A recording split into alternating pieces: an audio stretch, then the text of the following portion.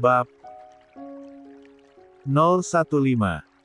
Amar yang salah paham mengira Aurel akan menemui Nadia di homestay, namun pemilik kamar yang dimasuki Aurel yang tak lain adalah Zahra memaksa putrinya ikut masuk ke dalam kamar. "Mohon maaf Pak, tapi Aurel sedang tertidur." Saya Tifak melakukan apapun kepada Aurel. Kini Zahra mencoba melakukan pembelaan untuk dirinya sendiri. "Kamu tidak usah mengelak, bahkan saya belum pernah melihat kamu sebelumnya. Ataukah kamu sengaja berpura-pura menjadi karyawan Ariskop untuk menculik putri saya?" Kini Amar yang sudah diliputi dengan emosi terus membentak Zahra, sementara di luar kamar para karyawan yang juga tinggal di lantai 4 sudah berkumpul dan saling berbisik satu sama lain. "Astagfirullahalazim Pak, saya tidak pernah berniat menculik Aurel." Kini Amar sudah mendekati Zahra dan dengan perlahan Zahra mundur karena tidak ingin berdekatan dengan lawan jenisnya. Zahra menundukkan kepala, bahkan air matanya telah membasahi pipinya. "Jangan menunduk, tatap saya." Bentak Amar membuat Zahra hanya bisa menggelengkan kepalanya, bahkan Zahra sudah terpojok di dinding. "Maaf Pak, apakah Bapak bisa mundur?" pinta Zahra, karena merasa posisi mereka kurang nyaman untuk Zahra. "Berani kamu memerintah saya, hah?" Lagi-lagi Zahra mendapat bentakan dari bosnya. Kini Amar sudah berniat mengangkat tangannya untuk mencengkram dagu Zahra agar mau menatapnya, karena Amar paling tidak suka jika orang yang diajaknya bicara menundukkan kepala. "Ya Allah, bantu hamba!" monolog Zahra karena tidak ingin bersentuhan dengan Amar. "Ayah, stop!" Tangan Amar melayang di udara mendengar putri kecilnya berteriak dengan sangat nyaring. Zahra setidaknya bisa sedikit bernafas lega. Amar berbarik melihat putri kesayangannya sudah duduk di atas ranjang. Jangan lupa rambut Aurel yang sudah seperti rambut singa. Amar berjalan ke arah Aurel, memeluk tubuh mungil Aurel dengan khawatir. "Sayang, kamu tidak apa-apa kan nak? Apa yang telah dilakukan wanita itu?" Pertanyaan Amar sontak membuat Aurel bingung.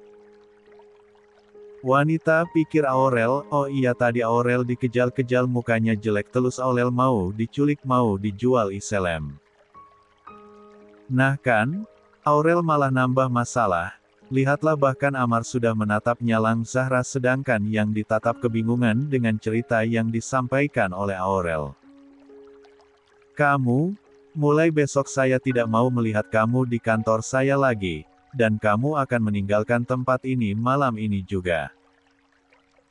Bentak Amar, dan sekarang, Aurel telah berada di gendongan Amar. Sadar jika Zahra menangis membuat Aurel memberontak. "Lepasin ayah." "Kenapa ayah?" bentak uminya Aurel. Kini Aurel juga telah meraung, namun Amar menulikan pendengarannya. Bahkan Amar tidak sadar jika Aurel telah memanggil Zahra dengan panggilan Umi.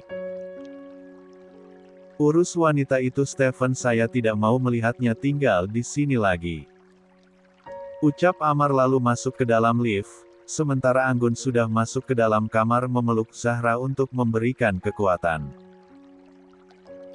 Stephen juga ikut masuk ke dalam kamar. "Maaf Nona, apa kamu memang berniat menculik Nona muda?" tanya Stephen.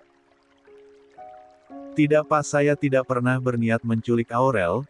Bahkan tadi Aurel datang ke sini sendiri. Aurel bilang diantar oleh sopir, jadi saya pikir Aurel sudah mendapat izin dari keluarganya untuk datang menemui saya."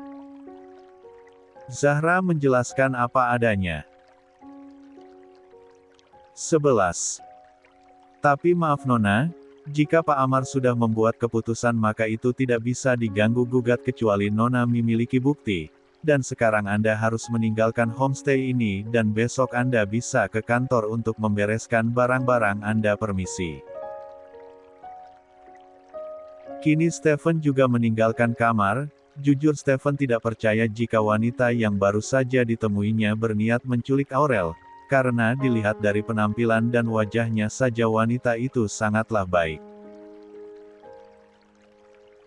"Sabar Zahra, Maaf Mbak tidak bisa membantu kamu, andaikan Mbak Nadia ada di sini pasti dia bisa membantu.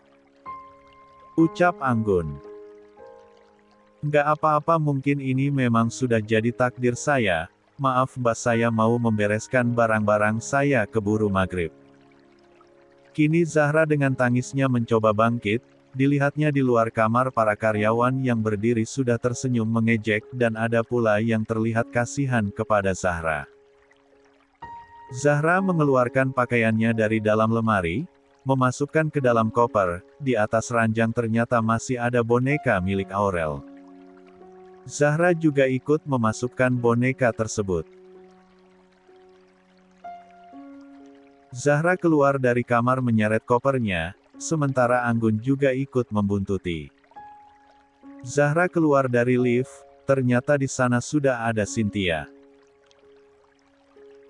Maaf ya Zahra, Mbak tidak bisa berbuat apa-apa untuk menolong kamu. Cynthia yang tahu bahwa Zahra memang murni bekerja di perusahaan Ariskop tanpa berniat jahat ataupun menculik Aurel merasa kasihan. Iya Mbak, tidak apa, ini kunci kamarnya, terima kasih Mbak, saya permisi. Assalamualaikum. Pamit Zahra. Waalaikumsalam. Zahra yang baru keluar dari pintu homestay kembali berbalik karena dipanggil oleh Anggun. Zahra, Mbak antar cari kos ya. Memangnya tidak merepotkan Mbak? Tanya Zahra karena kurang enak. Iya santai aja, Mbak juga sudah pinjam mobil ke teman Mbak, ayo keburu maghrib. Kini Zahra yang berada di mobil hanya bisa diam, memikirkan nasibnya ke depan, apalagi adiknya Yoga juga sudah akan masuk kampus dan butuh biaya besar. Zahra juga bingung antara mencari pekerjaan lain ataukah memilih pulang kampung dan hanya tinggal membantu orang tuanya di kebun. Mobil yang dikendarai Anggun berbelok di sebuah gang yang masih bisa dilalui oleh mobil. Kemudian Anggun berhenti di sebuah rumah bertingkat yang merupakan kos khusus putri. Setelah mengurus semuanya ke pemilik kos, kini Zahra sudah menempati kamar yang kecil, namun cukup untuk Zahra, apalagi di sini kos untuk putri dan sesuai penjelasan pemilik kos, kos tersebut aman untuk ditinggali. Anggun memutuskan sholat maghrib terlebih dahulu di dalam kamar kos sebelum Anggun kembali ke homestay, sementara Zahra yang sedang datang bulan mulai menyusun pakaiannya. Mbak pamit pulang dulu ya. Oh iya Mbak, sudah pesan makan malam untuk kamu, tunggu saja mungkin sebentar lagi akan sampai. Terima kasih atas segala kebaikan Mbak Anggun. Iya, kamu sudah Mbak anggap seperti adik sendiri. Kalau begitu Mbak permisi, assalamualaikum. Waalaikumsalam. Tidak menjelang lama setelah kepergian Anggun ternyata makanan telah sampai. Zahra berusaha memakan makanan tersebut karena tidak ingin mubazir. Yang Zahra pikirkan sekarang adalah Aurel yang sempat Zahra dengan tangisannya yang sangat kencang, bahkan Zahra juga ikut merasa sedih mendengar tangisan Aurel. 12. Di sepanjang jalan Aurel terus saja menangis karena mengingat Zahra, apalagi Aurel yang tadinya keadarannya belum kembali sepenuhnya harus melihat tangisan dari Zahra yang dibentak oleh ayahnya Amar. Sampai di rumah kewah kediaman Aris, keduanya disambut dengan sangat gembira oleh Oma Santika dan juga Opa Asris, astaga cucu Oma.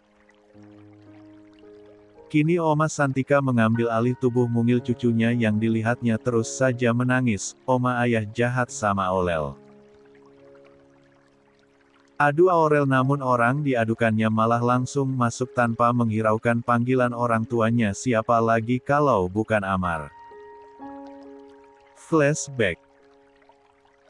Di dalam mobil karena Aurel yang tidak kunjung berhenti menangis membuat Amar menepikan mobilnya, dengan segera Amar mengangkat tubuh mungil Aurel. Tenang sayang, jangan menangis lagi kamu sudah aman, bahkan ayah akan memberikan pelajaran kepada wanita sudah berani berniat menculik. Mendengar ucapan ayahnya Aurel mendongak menatap manik milik Amar. Siapa yang mau culik Aurel? Aurel pergi ke rumah uminya Aurel. Tanya Aurel bahkan sekarang dengan terang-terangan dan didengar dengan baik oleh Amar. Apa maksud kamu sayang? Siapa yang kamu panggil Umi itu? Bukankah Aurel tahu sendiri jika bundanya Aurel sudah berada di surga? Heran Amar mencoba mengendalikan emosinya karena ingin mendengar semuanya dari putri cantiknya yang super cerewet.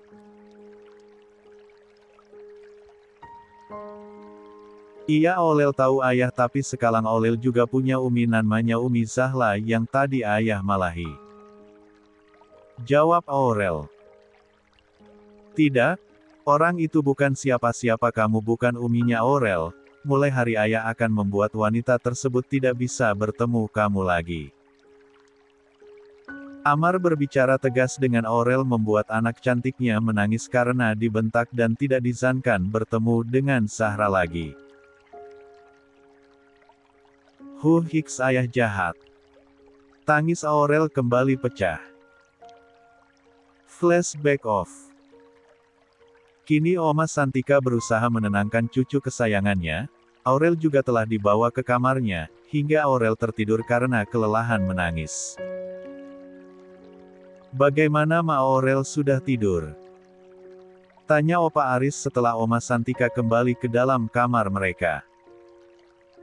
Iya Pak, sebenarnya ada apa antara Aurel dengan Amar?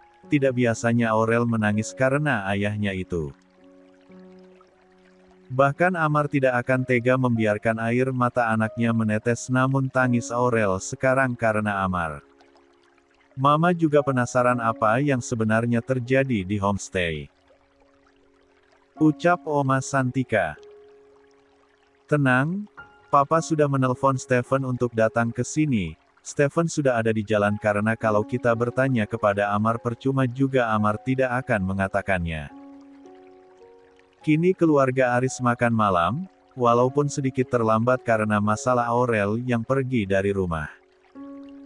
Di meja makan hanya ada Oma Santika dan Opa Aris sementara Amar sejak masuk tadi belum juga sampai sekarang keluar kamar, sedangkan Aurel masih nyenyak tidurnya. Permisi Nyonya. Tuan Stephen sudah ada di luar. Ucap Asih. Kenapa tidak menyuruhnya ke ruang makan Bi? Tanya Oma Santika. Tuan Stephen menolak Nyonya. Baiklah, ambilkan minum untuk Stephen. 13. Baik Nyonya. Setelah bertemu dengan Stephen, barulah Oma Santika dan Opa Aris paham dengan masalah yang ada, lalu di mana wanita itu? Tanya Oma Santika. Kurang tahu Tante, karena setelah diusir oleh Amar, dia pergi dari homestay saat itu juga. Jawab Stephen apa adanya. Baiklah, lebih baik kamu istirahat di sini saja. Nggak usah pulang ke apartemen kamu. Perintah Opa Aris yang pastinya akan selalu dipatuhi oleh Stephen. Pagi telah menyapa Amar yang sejak semalam tidak bisa tidur karena memikirkan putri kecilnya. Amar yang baru tersadar karena terselimuti amarah berbicara dengan keras kepada Aurel. Amar yang sadar jika tak seharusnya membentak Aurel karena memanggil orang lain dengan panggilan Umi. Wajar saja Aurel merindukan sosok seorang ibu dalam tumbuh kembangnya apalagi Aurel belum pernah merasakan kasih sayang seorang ibu sejak lahir. Maaf Mas sayang, Mas salah karena berbicara keras kepada putri kita. Amar menatap langit-langit kamarnya, seakan berbicara dengan sang istri yang sudah lebih dulu menghadap sang ilahi. Amar menatap jam, ternyata masih pukul 5 pagi, segera Amar bangkit lalu keluar dari kamarnya, tujuan utama Amar adalah kamar milik putrinya.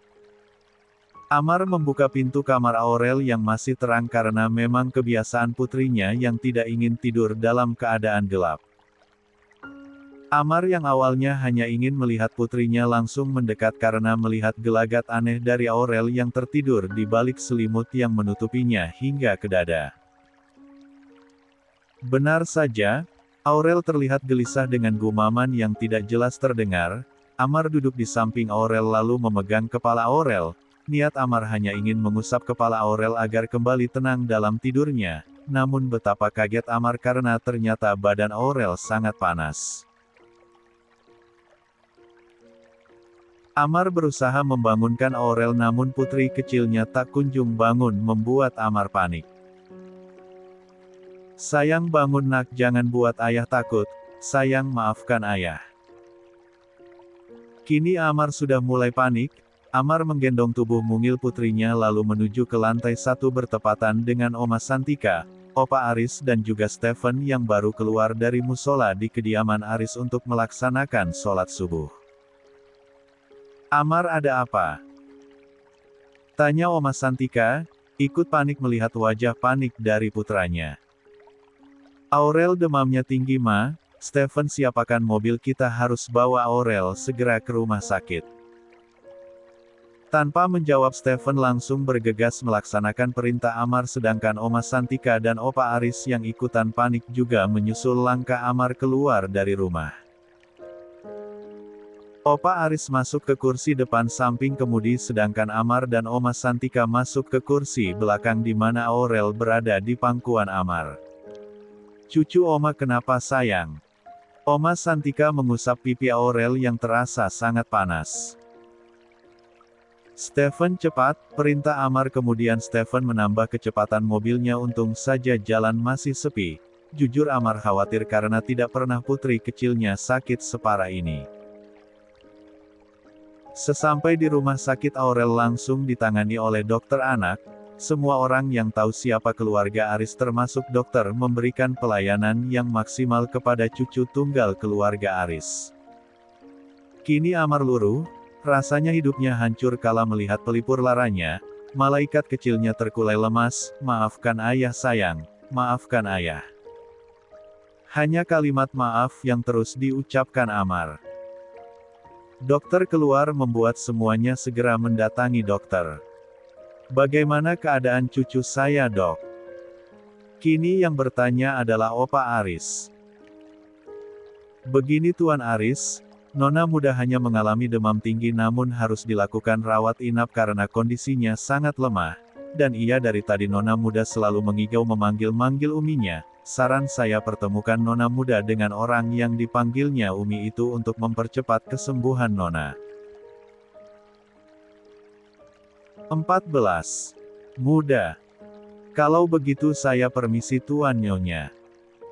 Pamit dokter yang menangani Aurel, karena dokter tahu tentang keluarga Aris bahkan dokter tersebut adalah dokter anak Aurel dari lahir sampai sekarang. 15. Setelah dipindahkan ke ruang rawat kini Opa Aris, Oma Santika, Amar dan juga Stephen masuk ke dalam ruang warat VVIP. Di atas brankas Aurel tertidur dengan jarum infus tertusuk di salah satu tangannya. Mendekat ke arah brankas semua orang dapat melihat wajah pucat dari cucu tunggal keluarga Aris yang mereka sayangi. Tidak ada membuka suara karena rasanya untuk berbicara saja mereka tidak mampu termasuk Amar. Pintu terbuka dari luar ternyata Oma Rieta dan juga Opa Daanis. Assalamualaikum. Waalaikumsalam. Astaga cucu Oma kenapa bisa seperti ini? Ada apa ini Santika? Tanya Oma Rieta. Aurel terkena demam tinggi kak dan harus dirawat di rumah sakit. Jawab Oma Santika. Arsyad juga sudah menuju ke sini. Saat Nisa tahu jika adiknya masuk rumah sakit, Nisa terus menangis meminta bertemu. Lanjut Oma Rieta. Saat semuanya sedang mengobrol tiba-tiba Aurel bersuara. Umi, Umi. Umi, bibir Aurel berucap namun matanya masih setia terpejam. Amar dengan cepat mengusap kepala Aurel, namun Aurel masih tetap saja bergumam. Umi. Siapa yang dimaksud Aurel? Bukannya kalian dari awal mengajarkan Aurel memanggil bunda kepada almarhumah bundanya? Heran Oma Rieta. Aurel memanggil Umi kepada salah satu karyawan yang bekerja di Aris Kropka, tapi Amar terlalu keras kelapa tidak ingin membawa perempuan itu untuk bertemu dengan Aurel. Hiks, aku tidak sanggup melihat kondisi cucuku. Kini Oma Santika mulai menangis mengadukan semuanya kepada Oma Rieta. Kini Oma Rieta menatap Amar dengan tajam, yang membuat Amar langsung tertunduk, karena Oma Rieta memang lebih keras daripada Oma Santika dalam berbagai hal apalagi menyangkut keluarganya. Amar. Suara dingin Oma Rieta seketika membuat Amar mendongak ke arah Oma Rieta. Jika dipikir sikap Amar turunan dari Oma Rieta.